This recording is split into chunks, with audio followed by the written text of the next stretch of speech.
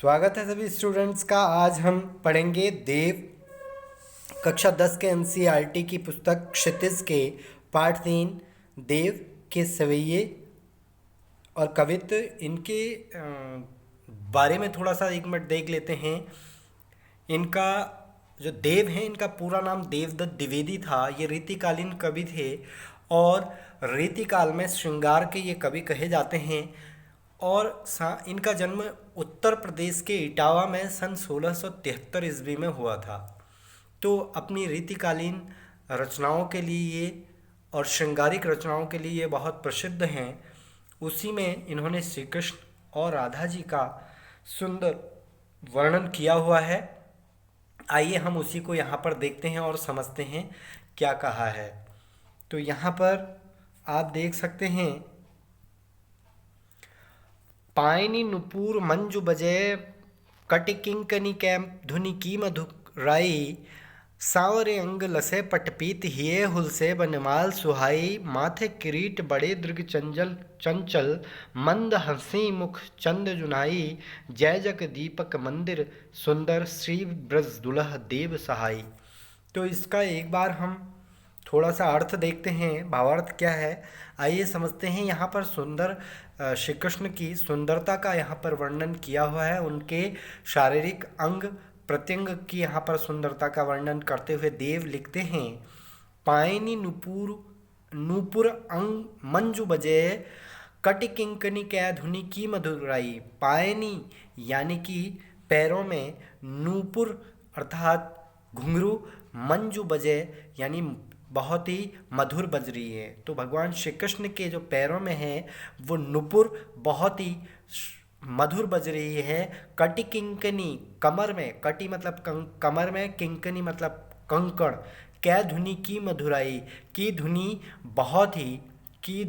बहुत ही मधुर सुनाई दे रही है। सांवरे अंग लसे पटपीत, सांवरे यानी कि सांवले के अंग में, लसे पटपीत पीला वस्त्र, पट मतलब वस्त्र, पीला वस्त्र सुशोभित हो रहा है या लिपटा हुआ है। हिय हुलसे और हृदय उल्लासित है। बनमाल सुहाई और उनके गले में बनमाल यानी बनमाला सुशोभित हो रही है। माथे किरीट बड़े दृग चंचल, उनके माथे पर जो किरीट है यानी कि जो मुकुट है वह बहुत ही सुंदर है। बड़े दृग चंचल और उनके जो बड़े बड़े दृग यानी कि नयन हैं वो बहुत ही चंचल हैं। मंद हंसी मुख चंद जुनाई और उनकी हंसी बहुत ही मंद मंद है और मुख चंद्रमा के समान, चंद्रमा की जुनाई यानी चांदनी के समान सुशोभित हो रहा है यानी सुंदर दिखाई दे रहा है। जय जग मंदिर दीपक सुंदर, जिस प्रकार जग रूपी मंदिर में सुंदर दीपक के समान श्री ब्रज दुल्हा अर्थात श्री कृष्ण सुशोभित हो रहे हैं, सहाई सुशोभित हो रहे हैं। देव जी कहते हैं कि जिस प्रकार मंदिर, संसार रूपी मंदिर में दीपक के समान भगवान श्री कृष्ण सुशोभित हो रहे हैं। तो एक बार और देख लीजिए, अभी हमने शब्दार्थ के साथ देखा। भगवान श्री कृष्ण के पैरों में बहुत ही मधुर घुंघरू बज रहे हैं। उनके कमर की जो करधनी है उसकी आवाज़ ध्वनि बहुत ही मधुर है। उनके सांवरे अंग पर जो है पीला वस्त्र लिपटा हुआ है और हृदय उल्लासित है और बनमाला सुशोभित हो रही है। उनके माथे पर किरीट यानी कि मुकुट है और उनके बड़े बड़े चंचल आँखें या नयन बहुत ही सुंदर दिखाई दे रहे हैं और उनकी मंद हंसी और उनका मुख किस प्रकार दिखाई दे रहा है, चंद्रमा की जुनाई अर्थात चंद्रमा की चांदनी के समान सुंदर दिखाई दे रहा है। जिस प्रकार जग रूपी मंदिर में दीपक के समान श्री कृष्ण सुशोभित हो रहे हैं। तो ये पहले सवैये का था। अब आइए दूसरा कवित्व देखते हैं, इसमें क्या है एक बार इसको पढ़ते हैं। डार तुम द्रुम पलना बिछौना नव पल्लव के सुमन झिंगोला सोहे तन छवि भारी दे। पवन झुलावे के किकीर बतरावे देव कोकिल हलावे हुलसावे करतारी दे। पूरित पराग सो उतारो करे राई नोन, कंज कली नायिका लतान सिर सारी दे, मदन महीब जू को बसंत बालक बसंत ताही, प्रातः ही जगावत गुलाब चटकारी दे। तो एक बार इसका अर्थ समझते हुए देखते हैं, इनके शब्दों का अर्थ समझते हुए सब देखते हैं कि डार मतलब डाल, द्रुम पेड़, पेड़ की डाल, और पलना, पलना यानी कि जो झूला होता है, बिछौना नव पल्लव के, नव पल्लव यानी नए कपोलों के, नए पत्तों के का बिछौना, सुमन झिंगोला सोहे, सुमन यानी पुष्पों का, झंगोला एक लंबा सा पहना जाने वाला वस्त्र होता है, तन छवि भारी दे जो तन की सुंदरता को बढ़ाता है, पवन झुलावे, पवन उस झूले को झुला रहा है, के की कीर बतलावे देव, देव कहते हैं कि मोर, के की मतलब मोर, कीर मतलब तोता, मोर और तोता बातें बना रहे हैं, यानी कि तरह तरह की बातें करके उल्लासित करने का प्रयत्न कर रहे हैं बसंत रूपी बालक को। कोकिल हलावे हुलसावे कर तारी दे, कोकिल, कोयल उस झूले को हिलाते हुए उनको बहला रही है, हलावे मतलब बहला, बहला रही है, हुलसावे कर तारी दे, और हुलसावे यानी उल्लासित होकर, प्रसन्न होकर, कर अर्थात हाथ से तारी, ताली यानी ताली बजा रही है।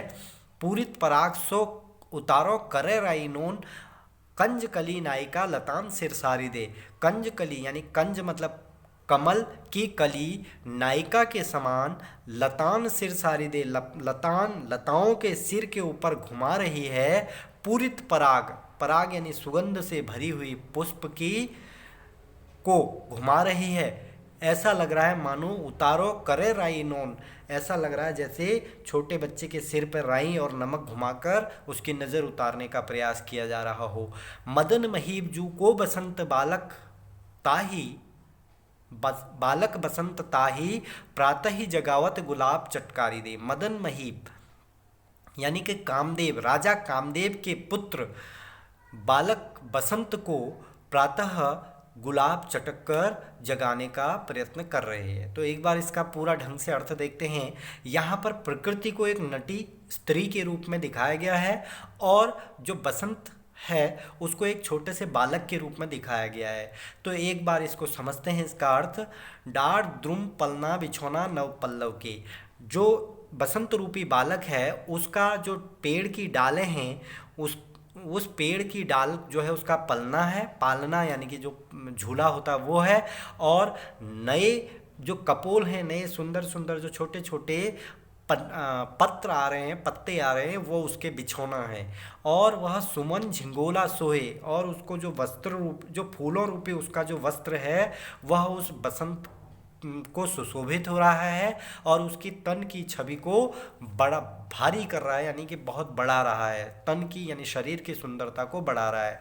पवन झुलावे, पवन उस हवा यानी कि हवा उस झूले को हिला रही है, यानी कि वो पेड़ रूपी जो झूला है उसको हिला रही है। के की कीर बतरावे देव, और मोर और जो तोता है वो आपस में बातें कर रहे हैं। कोयल बहलाकर उल्लासित होकर हाथों से ताली दे रही है, और जो कमल रूपी जो नायिका है वह लताओं के सिर पर पराग को उतार कर ऐसे घुमा रही है जैसे किसी बच्चे को नज़र से बचाने करने के लिए उतारो करे राई नून, राई और नमक को उतार कर दूर किया जाता है। मदन महीप जू को बसंत बालक, बालक बसंत, मदन महीप, मदन यानी कि कामदेव, राजा कामदेव जी के बालक बसंत को प्रातःकाल, उसी प्रकार प्रातःकाल जगावत गुलाब चटकारी दे, गुलाब चटक कर, खिल कर, चटक कर, आवाज़ देकर, चुटकी बजाकर उसको जगाने का प्रयत्न कर रहे हैं। आगे आगे देखते हैं अगला कवित। फटिक सिलानी सौ सुधारियो सुधा मंदिर, उददिदधिको सो अधिकाय उमंगे अमंद, बाहर ते भीतर लो भीति न दिखे देव, दूध को सो फेन फैलियो आंगन परस बंद, तारी सी तरुण तारासी तरुणी तामे ठाड़ी झिलमिलाती होत, मोतिन की ज्योति मिलियो मल्लिका को मकरंद, आरसी से अंबर में आभासी उजारी लगे, प्यारी राधिका को प्रतिबिंब सो लगत चंद। तो यहाँ पर आप देखिए राधिका या राधा के सुंदरता का वर्णन देव जी ने किया हुआ है।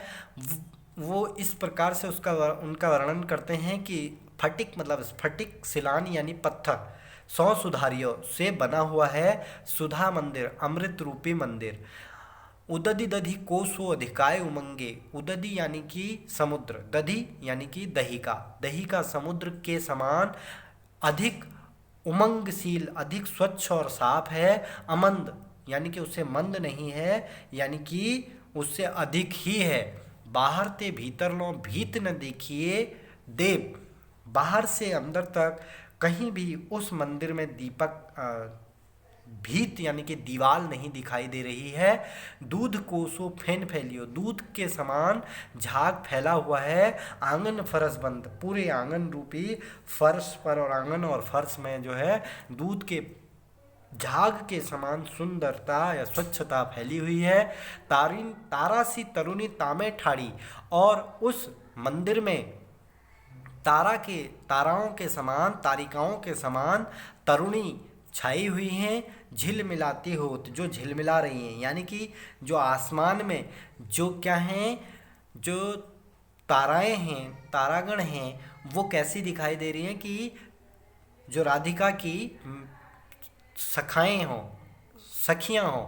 मोतिन की सी ज्योति मिलियो मल्लिका को मकरंद, उनको ऐसा लग रहा है मोती की ज्योति मिल गई है, मोती के समान वो चमक रही हैं।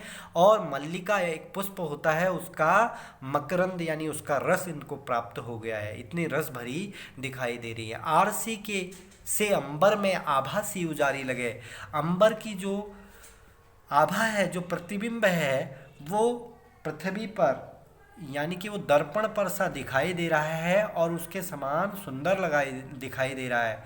प्यारी राधिका को प्रतिबिंब सो लगत चंद, प्यारी राधिका का प्रतिबिंब के समान चंद्रमा दिखाई दे रहा है। तो एक बार इसका सही से अर्थ देखते हैं। स्फटिक शिलाओं से बना हुआ मंदिर जो अमृत मंदिर है, अमृत के समान स्वच्छ और सुंदर है, जो दही के समुद्र के समान अधिक उमंग वाला, स्वच्छ और पवित्र है, उससे कम नहीं है। बाहर से भीतर तक इस मंदिर में देव कहते हैं कि कहीं भी कोई दीवार नहीं दिखाई देती है, और उसके पूरे आंगन और के फर्श पर ऐसा लगता है जैसे दूध के झाग के समान पवित्र स्वच्छता फैली हुई है।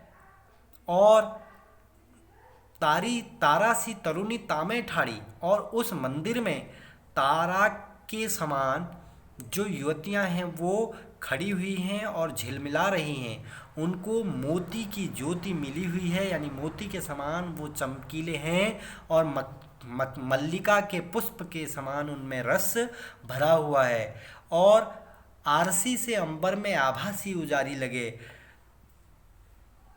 प्यारी राधिका का प्रतिबिंब सो लगत चंद, प्यारी राधिका का प्रतिबिंब ऐसा लगता है चंद्रमा के समान, ऐसा लगता है चंद्रमा प्यारी राधिका के प्रतिबिंब के समान लगता है। और उस दर्पण में अंबर के प्रतिबिंब में उनकी आभा इतनी उज्जवल लगती है कि राधिका का प्रतिबिंब चंद्रमा राधिका के प्रतिबिंब के समान उसमें दिखाई देता है, यानी चंद्रमा उस परछाई में बिल्कुल राधिका के समान लगता है। और जो मोती हैं, जो तारागण हैं, वो ऐसे लग रहे हैं जैसे राधिका के सखियां हों। धन्यवाद। आपको समझ में आया हो तो लाइक, शेयर और सब्सक्राइब करना ना भूलें। आपका बहुत बहुत धन्यवाद।